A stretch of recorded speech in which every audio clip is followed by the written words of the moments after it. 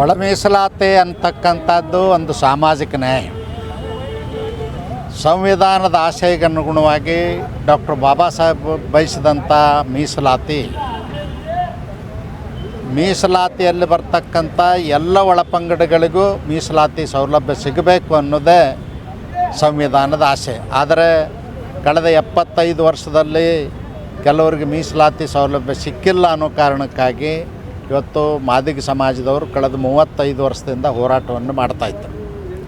ಈ ಹೋರಾಟಕ್ಕೆ ಕಾಟಾಚಾರಕ್ಕೆ ಕಮಿಷನ್ ನೇಮಿಸಿ ಆ ಕಮಿಷನ್ ವರದಿಯನ್ನೇ ಎಕ್ಸೆಪ್ಟ್ ಮಾಡದೇ ನ್ಯಾಯಮೂರ್ತಿ ನಾಗಮೋಹನ್ ದಾಸ್ ಅವ್ರಿಗೂ ಕೂಡ ಅವಮಾನ ಮಾಡಿದೆ ಈ ಸರ್ಕಾರ, ಸಿದ್ದರಾಮಯ್ಯನವ್ರ ಸರ್ಕಾರ.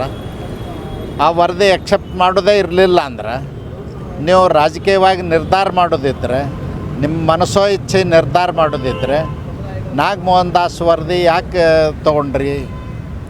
150 ಕೋಟಿ ರೂಪಾಯಿ ಖರ್ಚು ಮಾಡಿ ವರ್ಷ ಕಾಲಹರಣ ಮಾಡಿ ಸಮಾಜಕ್ಕೆ ಅನ್ಯಾಯ ಮಾಡಿದಿರಿ. ಬರೀ ಮಾದಿಗರಿಗೆ ಅಷ್ಟೇ ಅಲ್ಲ, ಇವತ್ತು ಅಲೆಮಾರಿ ಜನಾಂಗದವ್ರು ಇದ್ದಾರೆ. ಅಲೆಮಾರಿ ಜನಾಂಗದವ್ರಿಗೆ ಯಾವುದೇ ಮೀಸಲಾತಿ ಸೌಲಭ್ಯ ಇದುವರೆಗೂ ಸ್ವಾತಂತ್ರ್ಯ ನಂತರ ಸಿಕ್ಕಿಲ್ಲ. ಅವ್ರಿಗೆ ಅನ್ಯಾಯ ಆಗಿದೆ. ಅವ್ರಿಗೆ 1% ಮೀಸಲಾತಿ ಪ್ರತ್ಯೇಕ ಕೊಡಬೇಕು ಅಂಥೇಳಿ ನಾಗಮೋಹನ್ ದಾಸ್ ಅವರು ಶಿಫಾರಸು ಮಾಡಿದರು. ಈ ಸ್ಕ್ಯಾವೆಂಜರ್ಸು, ಸ್ವೀಪರ್ಸು, ಗಟ್ರ ಸ್ವಚ್ಛ ಮಾಡ್ತಕ್ಕಂಥವ್ರು, ಮ್ಯಾನ್ಯುವಲ್ ಸ್ಕ್ಯಾವೆಂಜರ್ಸು, ಇವ್ರಿಗೆಲ್ಲರಿಗೂ AD ಆದಿ ಆಂಧ್ರ ಇವ್ರಿಗೆ 1% ಪ್ರತ್ಯೇಕ ಮಾಡಿದರು.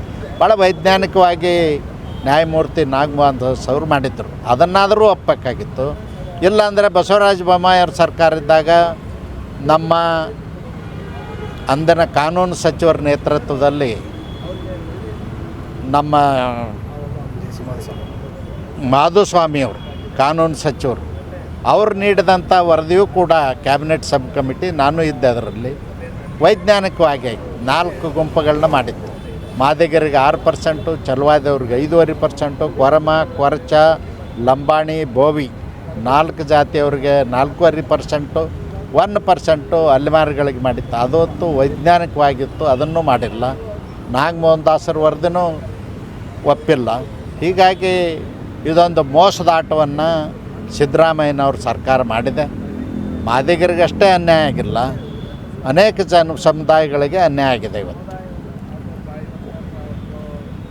ಸರ್, ಇವತ್ತು ಈಗಾಗಲೇ ಸರ್ಕಾರ ಜಾರಿಯಾಗಿದೆ ಅಂದ್ಬಿಟ್ಟು ನೋಟಿಫಿಕೇಶನ್ ಕೊಡ್ತಾ ಇದೆ, ಅನೇಕ ನೇಮಕಾತಿಗಳು ಮಾಡ್ಕೋತಾ ಇದೆ.